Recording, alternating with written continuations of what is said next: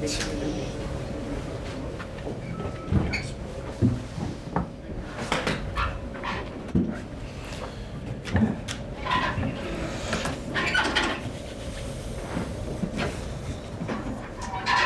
you want to get us started? Yeah, looks like we've seen that game a few times this season. You must be really, really frustrated to lose that. Yeah, I think you're right. I think we have so much promise, so much good, but ultimately sat here with nothing, and that's very, very painful, I think, for the players who have given so much physically in that game. You know, first half was everything that we want to be, and in a sense in these games you have to, or we wanted to be aggressive and we wanted to be front foot, and when you do that you take risks, but those risks were worth it, and you could see it paid off the other end. Second half we still wanted to do that, we still wanted to play the same way, but we just couldn't deliver that in the second half. What do you, as a manager, when you see someone like Kevin De Bruyne, you look at your bench and then you see someone like Kevin De Bruyne coming off the Manchester City bench, because he's won the game, you know? Yeah, you just hope he's rusty and he's not up to full speed yet, and then he comes on and delivers that, and you think, no, there's no rustiness there. He's straight in, and it was, you know, his qualities, and you just hope that you can minimise the space for him, take away the opportunities for him to hurt you with his range. I mean, he crosses the ball so well, and for the majority of the half, or when he was on, we dealt with those situations really well. But of course, for his goal, we didn't defend well enough, and then for the assist at the end, that was hugely frustrating, because with just 3 minutes to see out, you thought we were almost there. I know what you're probably going to say. Does that change anything in terms of the bench again today? You got more 12 and 11 players out, I think, injured.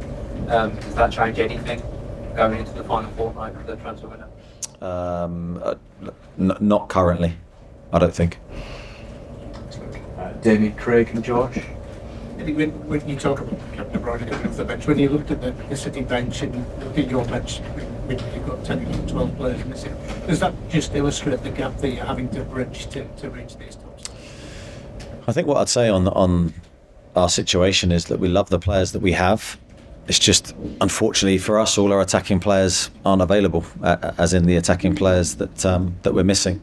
And I think whenever you get that, you're in a difficult situation. If it was spread out more evenly, the injuries, it wouldn't be so defining for us. But I'm in a sort of a difficult position there, where I'm thinking, do I bring a defender on, which potentially is sort of viewed as a negative substitution, and you take off an attacking player, and I don't really want to do that.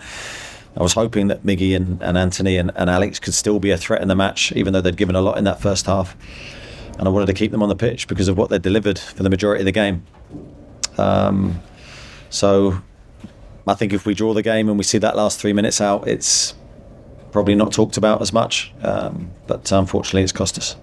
On the positive front there, Alex is showing that he's a danger to even the biggest teams. Yeah, Alex is an outstanding individual. I mean, his goal today was the highest level. I thought when he had his energy, his overall performance was outstanding. I thought he was a constant menace for them. He showed his ability to run, he showed his ability to link play, he showed his ability to finish. I'm just disappointed for him that we couldn't get him in more dangerous situations in that second half, because I'm sure he could have made the difference for us. Craig, it's fourth defeat in a row in the Premier League, but that performance in that game feel unrecognisable from the previous three. Yeah, I mean, I've not doubted that for a second, that we're still a very, very good team and we're still capable of beating anybody at our best. But December felt very difficult for us. Hopefully, you know, things will change. The dynamic will change for us. We will be able to get players back at some stage. But we're sort of riding that moment where we still don't have our full armoury available to us, and it's a real shame, because I believe the talent in the squad is there. Dare we see it, if you look at the City's bench, you could have done probably first to bring on to protect your lead. Yeah, as I said, the disappointing thing for us is we're missing a lot of players from the same position, and that always hurts you. And yes, our midfield and attacking options are limited. That's great. George? Yeah, it's something difficult to talk about positives and encouragement, I guess, but within that first half, maybe you have to go behind and the foul that wasn't given on Anthony. It looked like the team was sort of playing hungry and playing with that swarming sort of mentality. I think the first time we've seen that in the league for a little while. Yeah, no, I'd agree with that. I thought we responded really well to conceding, which is always very difficult against Manchester City because they'd started really well. We'd rode our luck a few times, but I think you have to in these types of games. It's never going to be that you keep them totally out of the game. But we were in the game, and I think we were well aware from the moment that I think Sean that scored the offside goal. I thought you could tell that we were going to be a threat in the match. But we just couldn't sustain that in the second half, and that was disappointing. We just, as I say, we lost our attacking impetus in that half. George. Lee Ryder then, Dominic? Yeah, I think the crowd could see that the team is fighting for you and for them out there today. Yeah, and I think that's all the players can do. They've got to show that fight in every match. They're representing an incredible football club and an incredible city. So I've never had that issue or had the feeling that they're not.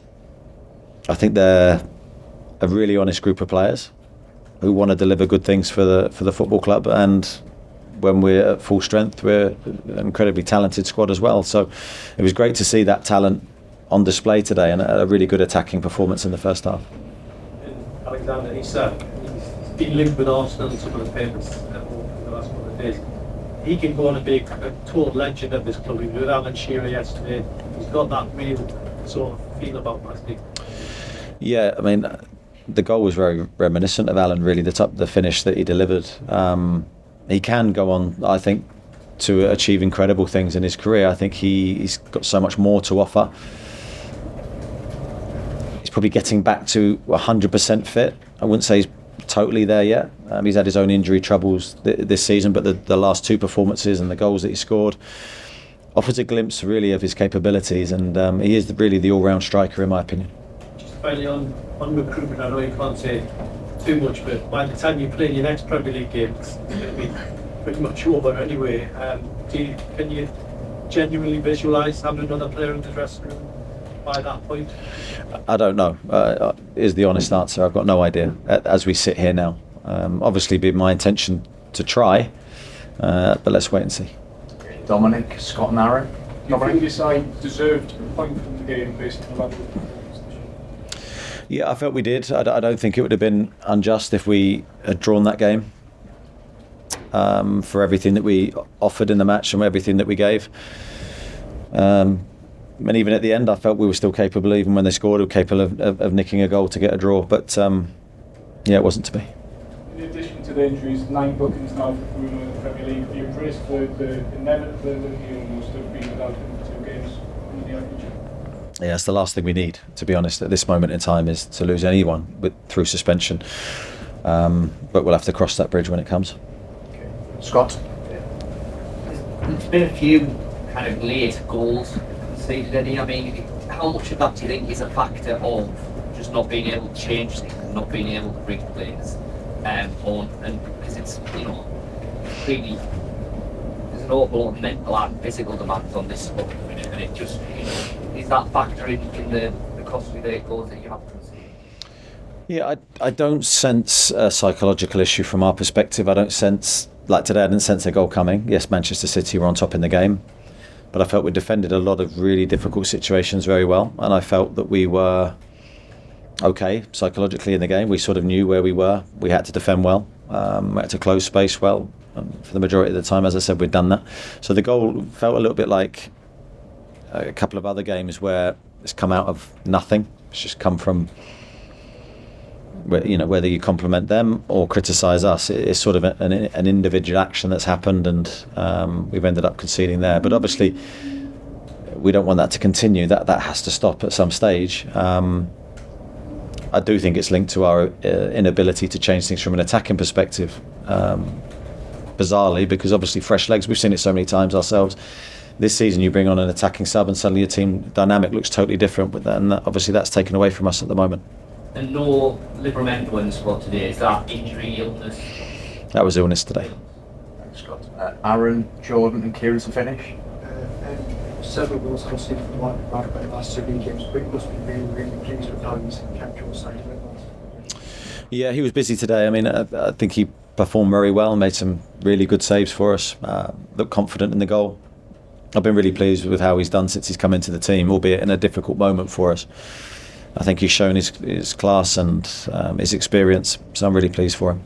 Obviously, great coming up now. Do you think the players really need it, given that obviously the schedule, there's a lot of good performances out there going into Jet? Yeah, I personally probably would never break now. I'd want another game quite quickly to try and get this game out of my system, but I think probably the squad needs it. To be honest, I think we need to try and work as hard as we can to get any players back within the squad that can make a difference. Jordan. You mentioned the attacking that you carried in the first half. Were you disappointed that you couldn't sustain that in the second half? I think you sort of accept that's down to the lack of options on the bench. I don't think you can accept it. We certainly were disappointed that we couldn't be more of a threat. I think we've had a couple of counter-attack moments where we could have done better.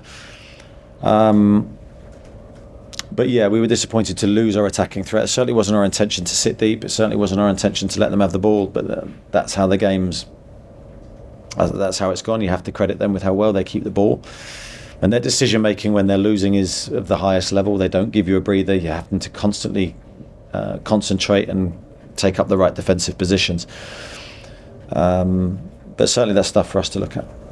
Experience finish? And can you use the pain of this to, I suppose, power you on when you come back from the break? Yeah, I mean, I think you have to. I think you have to use difficult moments to inspire you in any way that you can. I think I'd encourage the players to feel the same way. This is a difficult period for us, but we're still a very, very good team. I have no doubt about the qualities that we possess. But we're in tough conditions, and that's where you have to show your character and remain really resilient. So when things do turn, you can take full advantage of it. What do you think having more options on the bench will give you whenever that ultimately happens? Well, I think it's just the ability to bring on players that can execute what you want them to do to their maximum of their ability. And we've got some incredible athletes that are missing at the moment that would have given us another gear or a couple of gears today. And also there's a psychological impact of not having those players available to the players that are playing, which is sometimes underestimated. Thanks, everybody. Thank you. Cheers, lads. Thank you.